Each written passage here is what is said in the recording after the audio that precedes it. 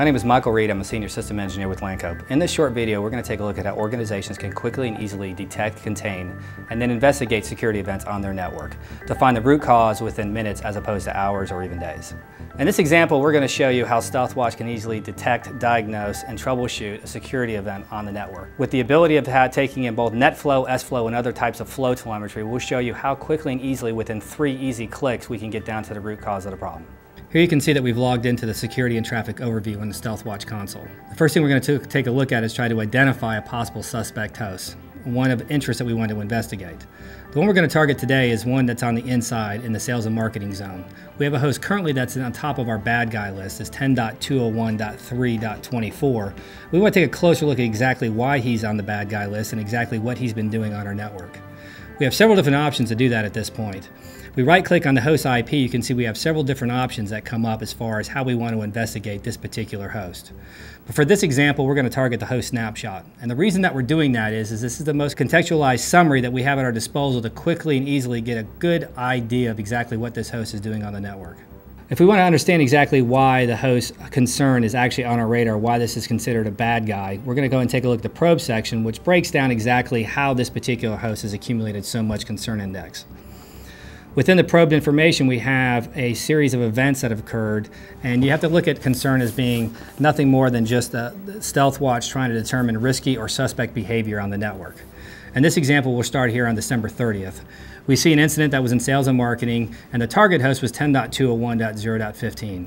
This is a relatively insignificant event, but you can see here that we tracked the number of pings, 97, the number of TCP resets on port 139, which was 39, and we saw a couple of other TCP resets on port 49, 157. In this particular case, StealthWatch identified that there was some risky behavior, but did not determine that this was extremely severe, so it only gave it 43 points in this particular case. Now as we go up here, we can see that we've also identified some max flows initiated, some new flows initiated, and some SYN floods that occurred, again, at a relatively low level, and StealthWatch only assigned 5,000 concern index points.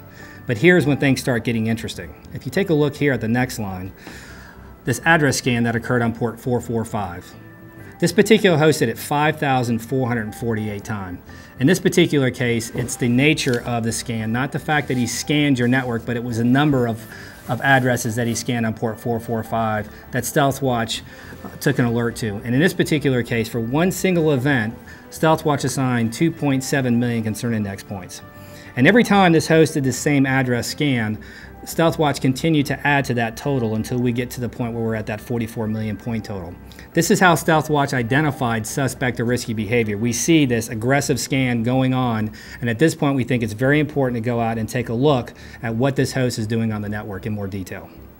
Now that we have identified the suspect or risky behavior that was occurring on the network by this host, we want to find out who actually owns this IP and who was logged in at the time of this incident. So what we've done is we've switched over to the identification, DHCP, and note section of the host snapshot, which will allow us to understand who this individual is. In this particular case, we have Joe Buchanan, who happens to be one of the engineer managers in our building, and since I know he's a pretty nice guy, he most likely isn't doing anything aggressive on my network. But then again, I'm not really sure about him some days, so I'm going to take a closer look.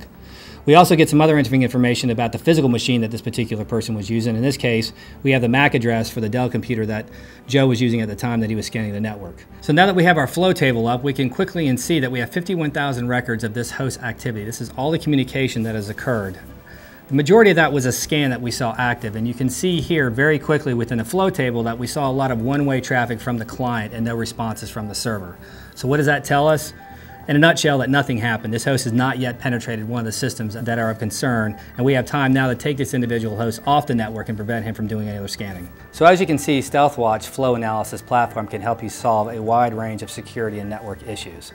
This can be used anything from a senior system analyst, a senior security personnel, or even your simple help desk person that's your first line of defense. StealthWatch delivers logical and streamlined workflow, scalability, and a unified platform for network intelligence to aid a number of security initiatives, such as remote store security, internal IDS, data loss prevention, policy compliance, and PCI compliance. For more information on how you can benefit from a NetFlow-based network visibility via Lancope StealthWatch and how we can optimize your network security operations, please contact us to learn more, and thank you.